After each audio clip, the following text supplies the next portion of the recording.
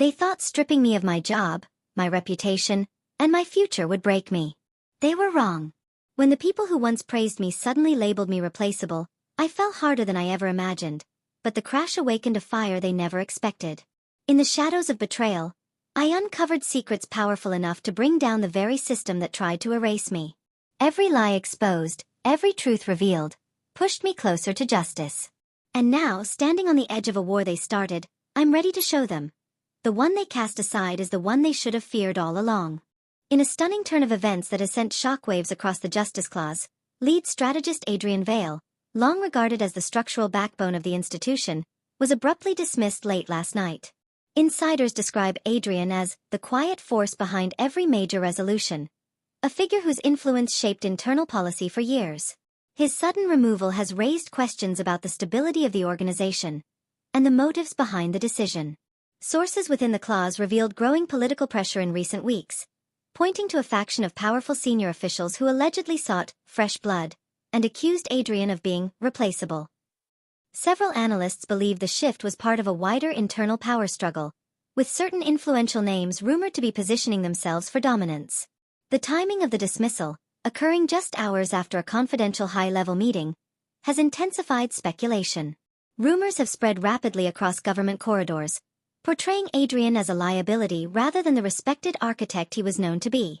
Documents circulating anonymously online claim he withheld key information, an accusation his supporters vehemently deny. This is a targeted character assassination, one longtime colleague stated, describing the allegations as nothing more than strategic misinformation designed to justify the purge.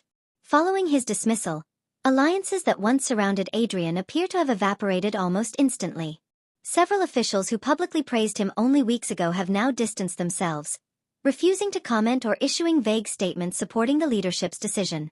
Observers describe the atmosphere as cold, calculated, and unusually coordinated, fueling concerns that the move was premeditated rather than performance-related. The Justice Clause leadership has yet to release a full statement, offering only a brief note that Adrian's departure was part of organizational restructuring. Critics argue that the wording is intentionally vague and deliberately avoids addressing the internal fractures that many believe led to the fallout. Meanwhile, public confidence in the clause has begun to waver as citizens demand transparency. As the dust settles, Adrian Vale remains out of sight, reportedly isolating himself amid the escalating storm. Those close to him say the betrayal has struck deeply, ending a career built on loyalty and service. What comes next for him, and for the Justice Clause, remains uncertain, but one thing is clear. This dismissal marks the beginning of a dramatic shift, one that may unravel far more than just a single man's legacy. Less than 24 hours after his shocking dismissal, the downfall of Adrian Vale has intensified into a full-scale public crisis. What began as an internal political maneuver has now spiraled into a nationwide spectacle, as new accusations emerge with alarming speed. Observers say the coordinated barrage of attacks suggests a deliberate campaign designed to destroy any remaining credibility Adrian might have had. Overnight, several major outlets released previously unseen documents implicating Adrian in a series of procedural failures. Files critics argue are suspiciously timed and selectively edited. Legal analysts have pointed out glaring inconsistencies, noting that many of the violations were either outdated, misinterpreted, or entirely fabricated. Still, the velocity of the reports has created a cloud of doubt that is proving difficult to dispel.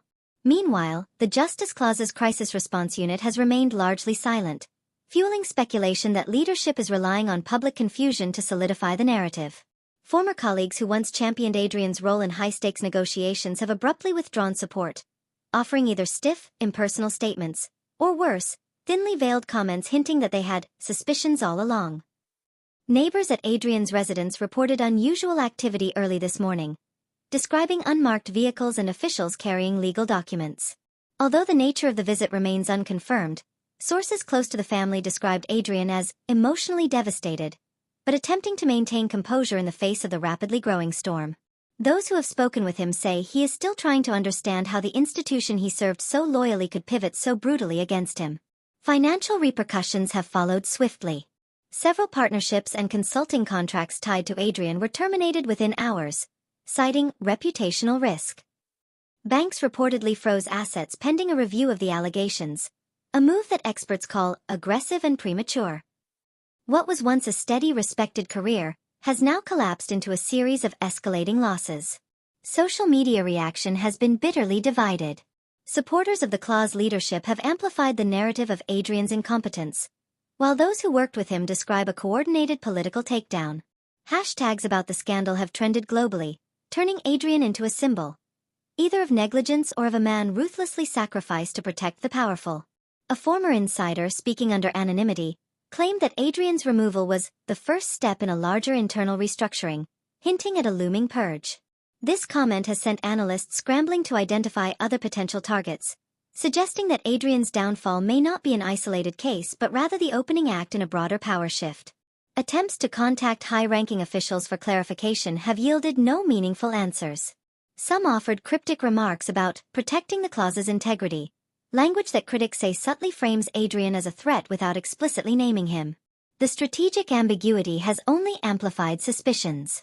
As the day ends, the damage to Adrian's personal life has become increasingly visible. Friends describe him as exhausted and grieving the sudden collapse of everything he built. He didn't just lose a job, one family acquaintance said. He lost his identity, his community, and the system he devoted his life to. Yet beneath the despair, whispers suggest that Adrian has privately begun gathering records and correspondence from his long career. Documents he believes will expose the truth behind the coordinated attack. For now, the public sees only a man surrounded by ruin. But according to those closest to him, this may be the very moment that ignites his fight to reclaim everything he has lost. As the controversy surrounding Adrian Vale intensifies, new information points toward a carefully orchestrated campaign rooted deep within the Justice Clause's upper hierarchy. Confidential sources have begun describing a circle within the circle, a covert alliance of high-ranking officials allegedly responsible for steering the narrative that destroyed Adrian's career. Analysts now believe his downfall was not the result of one bad decision, but the execution of a long-planned political maneuver. Documents leaked earlier this morning outline a timeline of internal disputes dating back months before Adrian's dismissal. The files, though still unverified, show recurring conflicts between Adrian and a select group of senior figures over the management of confidential justice protocols. The disagreements, once brushed off as routine policy clashes, now appear to have been the catalyst that placed him in the crosshairs of those seeking greater control. Former staff members from Adrian's department recall unusual surveillance measures being deployed weeks before he was officially removed. Several claim they were instructed to monitor workflow irregularities, a directive that in hindsight seemed less like a routine audit and more like a targeted sweep designed to collect ammunition against him. None of the individuals who issued those orders have agreed to comment. In another development, analysts have noted an intriguing pattern. Each official rumored to be involved in the covert group has either advanced to a more influential position or secured key decision-making authority since Adrian's removal. Public records reveal rapid promotions, expedited project approvals, and unprecedented access to confidential committees. Changes that many call too synchronized to be coincidence. Social media investigators contributed further fuel to the fire after uncovering encrypted messages shared among anonymous accounts believed to be linked to the officials in question. While the messages contain no names, the context appears unmistakably tied to the internal politics of the Justice Clause. Phrases like, "the restructuring is proceeding," and "the resistance has been neutralized," have sparked a wave of public speculation. Adding to the mystery, a whistleblower who once worked under one of the senior administrators claimed the group operated under the code name The Directive, a label used internally to describe those who made decisions outside the scope of official oversight. According to the whistleblower, the Directive's members viewed Adrian as an obstacle to their consolidation, citing his strict adherence to transparency as a threat to their growing influence. Adrian himself has reportedly begun analyzing the documents he collected, data he believes will expose the motivations behind his destruction. Those close to him say he has identified patterns within the leaked files that align with years of policy disputes. "He's seeing the connections now," a friend stated. "It's all starting to make sense, and it's darker than any of us imagined." Meanwhile, the Justice Clause has issued a short statement dismissing the emerging claims as fabrications intended to undermine public trust. Yet critics argue the speed and tone of the denial only add to suspicions, especially as no direct counter-evidence has been presented. Calls for an independent investigation are growing louder. Inside political circles, tension is escalating. Rumors suggest that other officials who once worked closely with Adrian have begun distancing themselves out of fear that they may be the next target of the directive. As allegations surrounding the directive intensify, new evidence has emerged suggesting that Adrian Vale has quietly begun piecing together a counter-narrative. One that could unravel the entire operation believed to be behind his destruction. Sources close to Adrian confirm he has spent the last several nights reviewing archived communications, old policy drafts, and confidential exchanges from his years inside the Justice Clause. For the first time since his dismissal, he appears prepared not just to defend himself, but to expose the machinery that targeted him. Early this morning, a series of encrypted files were anonymously delivered to multiple investigative journalists. The contents, though heavily redacted, indicate a pattern of internal manipulation stretching back years. Key proposals that would have expanded transparency within the clause, many of which Adrian authored, were repeatedly stalled, altered, or buried entirely by the same officials now suspected of being members of the directive. Analysts reviewing the files describe them as the first concrete link between Adrian's downfall and a broader corruption framework.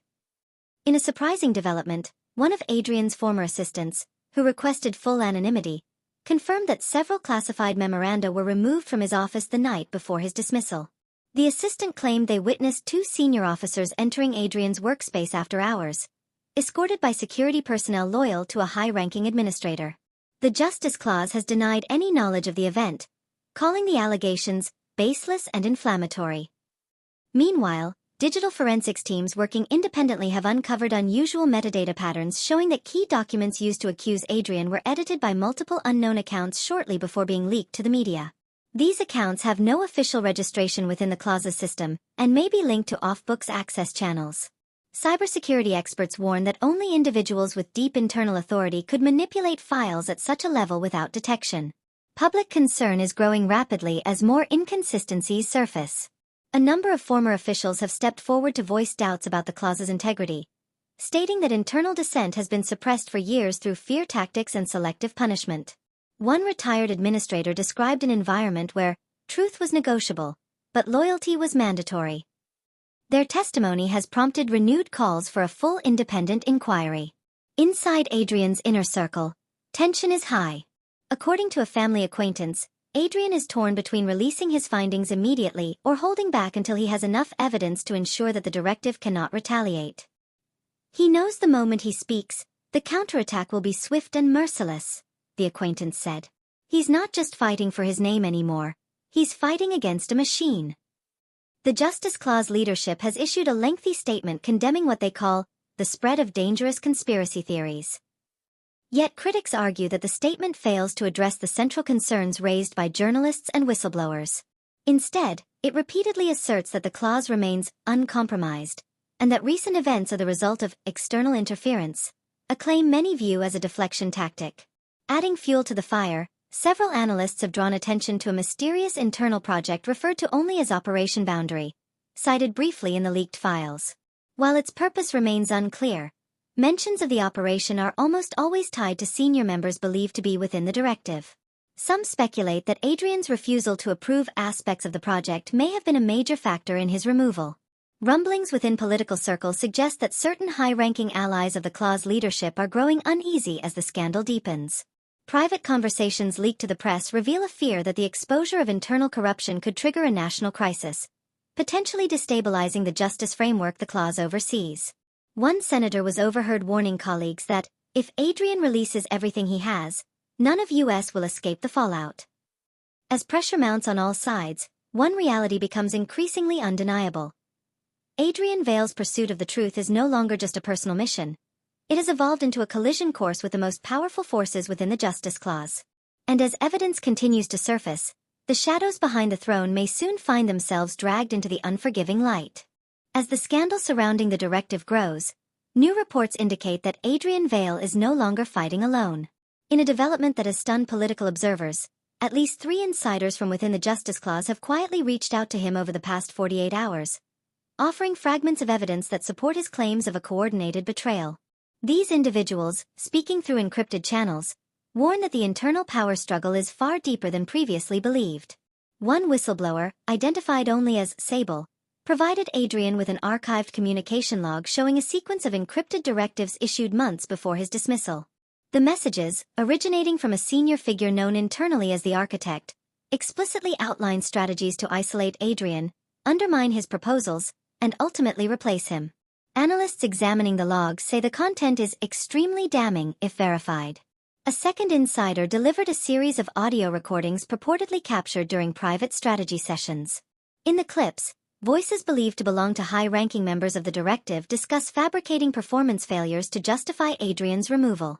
Although the recordings have yet to undergo full forensic analysis, early reviews suggest they were captured in restricted access conference rooms within the clause's headquarters, rooms only a handful of officials can enter. These emerging leaks have sent the Justice Clause into visible disarray. Multiple departments have begun issuing conflicting statements, with some denying the authenticity of the materials and others refusing to comment altogether. Reporters stationed outside the headquarters describe an atmosphere of panic, with staff entering and exiting the building under unusually heightened security. Despite the pressure, Adrian's new allies remain terrified of discovery. One of them has already vanished from communication after sending a single fragment of key evidence. An internal report showing that Operation Boundary involved a controversial legal override system designed to bypass traditional oversight.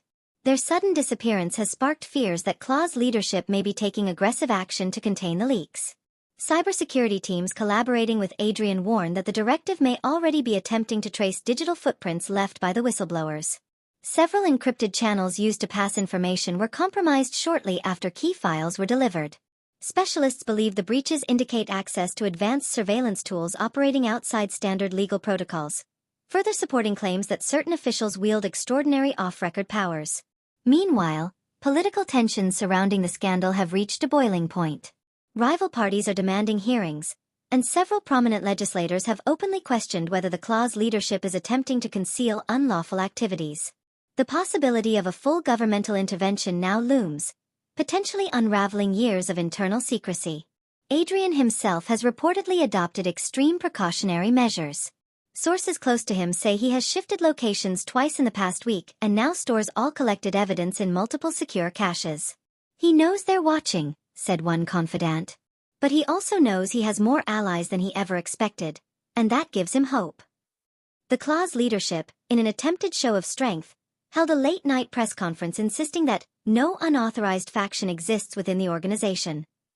However, the statement was immediately challenged by journalists who cited the increasing number of leaks and the clear patterns of internal contradiction. The press conference ended abruptly after reporters confronted officials with questions about the missing whistleblower. Yet the most shocking development occurred just hours ago. A high-level official, previously loyal to the Clause leadership, approached Adrian with a warning that more than one internal faction may now be hunting both him and the whistleblowers. "You think the directive is your only threat," the official allegedly stated. "But there are others who will do anything to keep this buried, even if it means eliminating everyone involved." With allies stepping out of the dark and new dangers rapidly emerging, Adrian's fight is no longer just a quest for justice. It has become a race against a system capable of erasing anyone who stands in its way. As forces close in, one question grows more urgent than ever. How long before the shadows strike again? In a stunning reversal of fortune, Adrian Vale has begun orchestrating what analysts are calling one of the most calculated comebacks in modern political history. After weeks of silence and strategic retreat, Adrian emerged with a series of meticulously curated documents, recordings, and correspondence. Material that directly challenges the Justice Clause's official narrative and exposes alarming inconsistencies. The move has left both supporters and critics scrambling to reassess their positions. Late last night, Adrian's team anonymously released a 62-page preliminary dossier to major investigative networks. The dossier details systematic obstruction of transparency initiatives, unauthorized surveillance operations, and evidence tampering protocols allegedly deployed by members of the directive. Early reactions from legal experts suggest the file possesses substantial evidentiary value and could trigger immediate demands for judicial oversight. The publication has thrown the Justice Clause into unprecedented turmoil. Several senior officials, previously confident and unwavering, have abruptly cancelled public appearances and refused to answer media questions. A spokesperson for the clause attempted to dismiss the dossier as fabricated and politically motivated, but the lack of direct counterproof has only intensified suspicion. Observers note that each dismissal seems weaker than the last. Meanwhile, Adrian's movement has gained traction among citizens who were once indifferent to his collapse. Social media erupted overnight with supportive hashtags, signaling a dramatic shift in public sentiment. Commentators say this momentum is not simply sympathy.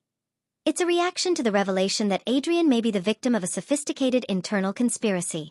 What was once viewed as a personal downfall has transformed into a national reckoning. Political institutions are now taking notice. Several lawmakers have publicly demanded emergency hearings to address the allegations outlined in Adrian's dossier. One senator, previously silent on the issue, delivered a fiery statement this morning. If even half of these claims are true, the Justice Clause is not just compromised, it has been captured. The senator's remarks have sparked fierce debate and rising public pressure. Behind the scenes, sources confirm that Adrian has formed a covert advisory group composed of cybersecurity specialists, former intelligence officers, and legal analysts.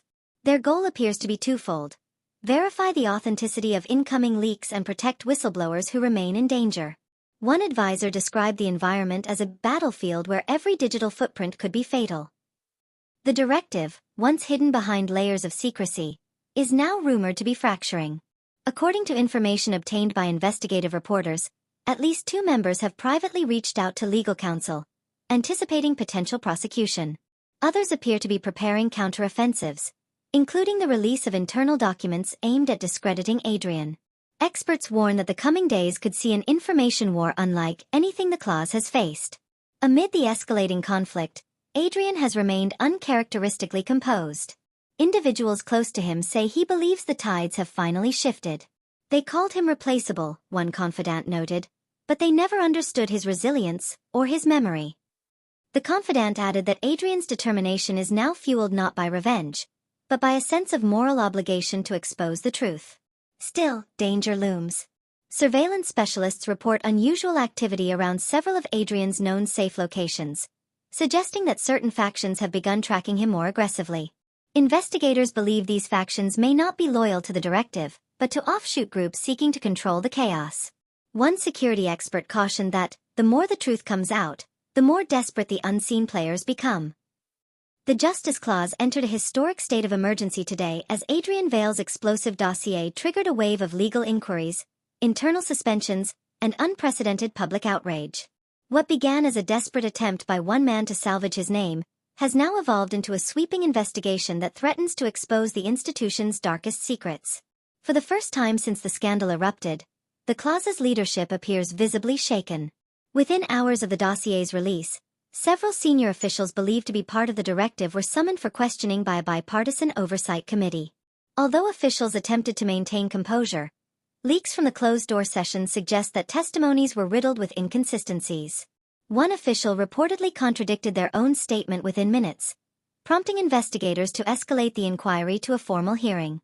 Public pressure has mounted dramatically as citizens flood the streets demanding transparency and accountability. Demonstrations outside the Justice Clause's headquarters have grown into massive crowds carrying signs reading, "Show us the truth," and "Justice before power." The atmosphere, described as both electric and volatile, signals a rising belief that Adrian's revelations have touched a national nerve long ignored. Meanwhile, forensic analysts have verified significant portions of Adrian's dossier, including encrypted messages linking 2 high-ranking administrators to deliberate document manipulation. According to the analysts, the digital signatures embedded in the altered files match secure systems accessible to fewer than 5 individuals. This discovery has been described by legal experts as a catastrophic blow to the clause's defense. The directive, once operating with silence and precision, now appears to be collapsing under pressure. One insider has reportedly turned state witness, providing investigators with detailed accounts of clandestine meetings, manipulation orders, and covert surveillance initiatives used to undermine Adrian. Sources say this witness's testimony directly implicates members of the Executive Council, an allegation that could trigger criminal proceedings. Adrian, however, remains far from safe. Security footage leaked to the media shows unidentified operatives surveilling one of his temporary safe houses shortly after the dossier's release. Experts believe these operatives may belong to a rogue faction within the clause, separate from the directive, seeking to erase evidence before investigators can reach them. Adrian's team has since relocated him to an undisclosed location. Despite escalating threats, Adrian delivered a brief but powerful encrypted statement to the public. In it, he vowed to continue releasing information until every shadow is brought to light. The statement has since gone viral, becoming a rallying cry for those who believe the Justice Clause has operated without scrutiny for far too long. Public sentiment has shifted so dramatically that political analysts now predict a structural overhaul of the institution. Political leaders, sensing the gravity of the crisis, have begun distancing themselves from Claw's leadership. One influential senator publicly demanded a temporary shutdown of the clause to prevent evidence tampering, calling the scandal the largest institutional breach in modern history. The senator's statement has triggered a national debate on whether the clause can continue to function under its current command. Behind closed doors, rival factions within the clause are reportedly turning on one another. The aftermath of the previous incident still lingered heavily in the air.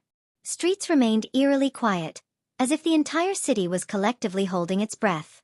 What unfolded hours earlier was no longer viewed as an isolated disruption. It was now understood as a calculated move in a much larger, darker scheme. And with each passing minute, the sense of unease only deepened. Investigators who had been tirelessly working through the night discovered new fragments of evidence that contradicted earlier assumptions. What once seemed like random chaos now revealed a deliberate pattern, one that pointed toward a hidden force orchestrating everything from the shadows. Whispered theories spread among the team, but no one dared voice them aloud. Authorities organized an emergency press briefing, but the tension in the room was palpable. Reporters exchanged glances, sensing that the officials were withholding more than they were willing to admit. The spokesperson's voice trembled slightly as they confirmed that the situation had escalated beyond the preliminary scope, a phrase that only fueled public anxiety. Meanwhile, eyewitnesses who had previously refused to speak suddenly changed their stance, coming forward with testimonies that were both alarming and cryptic. Several claimed to have seen figures moving through the ruins before the explosion, silhouettes that vanished the moment anyone tried to focus on them. These accounts, though chilling, aligned disturbingly well with the new evidence. Surveillance footage from the surrounding district, once dismissed as corrupted, was painstakingly restored. What emerged from the enhanced video sent shockwaves through the investigative team. A masked individual walking with deliberate calm moments before the disaster occurred. Their movements were precise, almost rehearsed, suggesting military-grade training. As the footage circulated internally, officials argued behind closed doors. Some insisted the public deserved the truth, while others warned that revealing too much could trigger widespread panic. The debate grew heated, echoing through the hallways like distant thunder, until one senior commander slammed the table in frustration, declaring that the threat is evolving too quickly. Late into the evening, a confidential report surfaced, linking the recent attack to a series of unexplained incidents from months earlier. Incidents that had been quietly archived and forgotten. Now, with the pieces reassembled, a disturbing picture took shape. Someone had been testing the city's defenses long before anyone realized. Residents gathered in community centers, demanding answers, their voices trembling with fear and anger. Parents clutched their children close, commuters traveled in uneasy silence, and businesses prepared emergency contingency plans. The city was no longer merely unsettled, it was on the brink of collective paranoia. At the heart of the chaos, the lead investigator stood staring at a wall of photos, documents, and timelines. Every thread pointed to the same conclusion. The enemy was not outside the city, but living among them, embedded in places of power. And worst of all, the investigator realized, the group responsible wasn't done. They were preparing their next strike. The blare of sirens from the end of Chapter 8 wasn't a false alarm. It marked the beginning of another orchestrated strike. Emergency responders arrived to find a government transport vehicle overturned and engulfed in flames. The explosion rattled windows across 5 blocks, sending residents into the streets in panic. For the first time, officials publicly admitted the city was under a coordinated assault. Investigators quickly secured the scene, their faces hardened by exhaustion and dread. The vehicle had been carrying sensitive documents related to the Justice Clause, documents that were now nowhere to be found. The realization hit the team like a punch to the ribcage. This attack wasn't random. It was a targeted extraction, carried out by someone who understood the system far too well. A witness who lived in a nearby apartment described seeing a squad of masked individuals moving with military precision moments before the blast. According to him, they boxed in the transport vehicle, forced the guards out at gunpoint, and removed a sealed briefcase before detonating the explosive charge. The operation took under 90 seconds. Clean, silent, and terrifyingly professional. Officials scrambled to contain the narrative, but leaked footage soon spread across social media. The video showed hooded figures walking through thick smoke with chilling calmness, disappearing into an unmarked van. Public outrage erupted instantly. Citizens demanded to know how such an organized attack could occur right under the government's watch. As news channels replayed the footage on loop, analysts pointed out disturbing similarities between the masked individuals and the shadowy figure captured in the restored surveillance video from Chapter 8. The connection was undeniable. A single group, highly trained, well-funded, and deeply informed, was behind every event leading to this collapse. Inside the Justice Center, chaos boiled over. Council members shouted accusations across the room, some blaming infiltration, others claiming internal betrayal. Tension hit its peak when an anonymous message was delivered directly to the council's encrypted server. It contained only 5 words. "You were warned. We return." The room fell silent. The threat was no longer speculative. It was direct. Meanwhile, citizens flooded the streets in a mixture of fear and fury. Protests erupted outside government buildings, demanding accountability and immediate action. The line between panic and revolt thinned with each passing hour. Authorities deployed additional patrol units, but their presence only heightened the tension. The city felt ready to snap. Behind the scenes, the lead investigator pieced together a new timeline. It revealed that the enemy had infiltrated several layers of the Justice Clause months before the protagonist's dismissal. Every downfall, every rumor, every coincidence, had been part of a calculated strategy.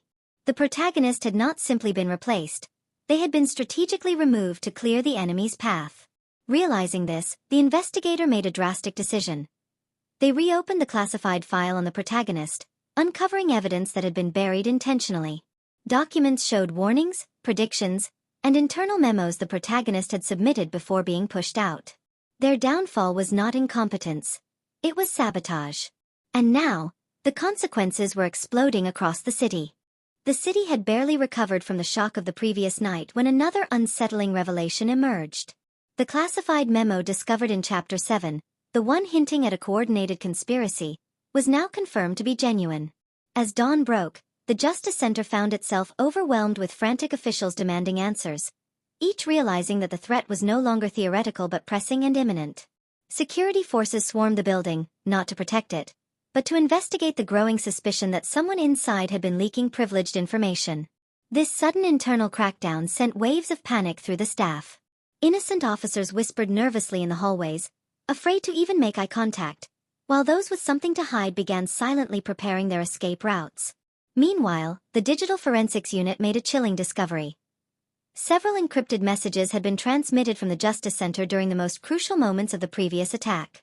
These transmissions matched the same signal used by the shadow organization that orchestrated the protagonist's downfall. The implications were devastating. The enemy wasn't outside the walls. They were embedded deep within. Press conferences became increasingly tense as journalists pressed authorities for transparency. Government leaders stumbled over their statements, struggling to maintain composure. Reporters described them as cornered, fractured, and dangerously unprepared. Every word they spoke was dissected by analysts, while conspiracy theories ignited across the internet like dry leaves catching fire. That evening, the city was rattled once again when a series of synchronized power outages plunged several districts into temporary darkness. Residents panicked, believing another attack was underway. Emergency lines were overwhelmed, and videos of people running into the streets flooded social media. Authorities insisted it was a technical malfunction, but no one believed them. Behind closed doors, investigators uncovered a disturbing trail. Every outage occurred near facilities connected to the protagonist's former projects. The same projects they were fired from under accusations of incompetence. The pattern was unmistakable. The shadow organization was not just attacking the city. It was systematically dismantling everything the protagonist once built. The protagonist's name, once associated with controversy, suddenly resurfaced in internal discussions. Several officials who had once mocked and dismissed them now whispered regrets, realizing they had been played.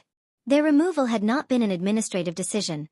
It had been a strategic assassination of credibility, designed to leave the Justice Clause blind and vulnerable. As investigators pieced together the timeline, they identified a chilling connection.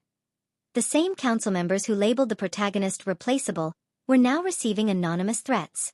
Their files were breached, home addresses leaked, families targeted. Fear spread like infection, and one by one, they began to understand the severity of their earlier betrayal. Late that night, a confidential briefing was held in the underground crisis chamber. The walls trembled with tension as a senior analyst presented the latest findings. The enemy was preparing for a large-scale operation.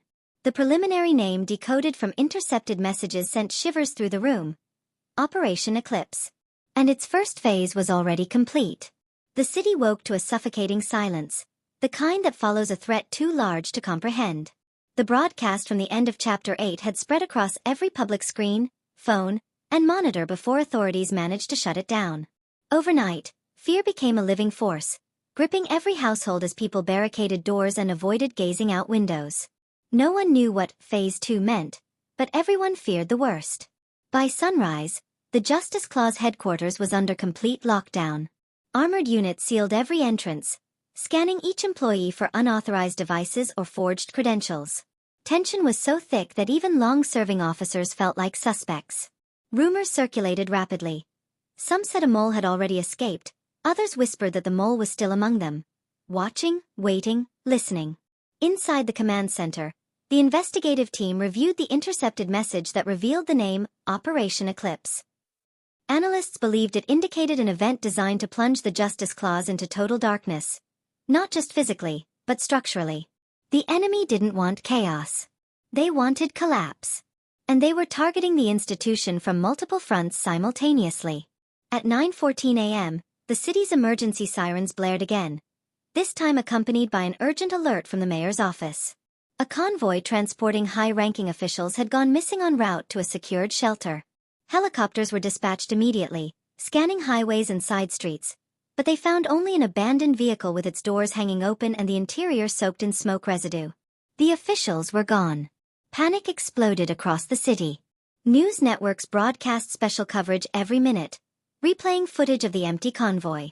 Analysts speculated this was the second phase of Operation Eclipse, the systematic removal of leadership. Without them, the Justice Clause would struggle to make decisions, enforce law, or maintain order. The enemy wasn't just attacking buildings or systems. They were targeting the very idea of governance. Investigators traced the convoy's last known route and discovered tire tracks leading into an industrial district long rumored to be a hub for illegal trafficking. Drone surveillance showed signs of recent activity. Scattered crates, overturned tables, and symbols spray-painted across the warehouse walls matching the insignia linked to the shadow organization. A ground team was deployed, but within minutes, they reported another troubling discovery. The entire building was laced with timed explosives. As specialists worked frantically to disarm the devices, a separate explosion rocked the northern sector of the city. A data vault, one of the last remaining archives holding evidence of government corruption the protagonist had once tried to expose, was engulfed in flames. Flames consumed decades of documents, erasing critical proof of misconduct. It was clear. The enemy was rewriting the past to control the future.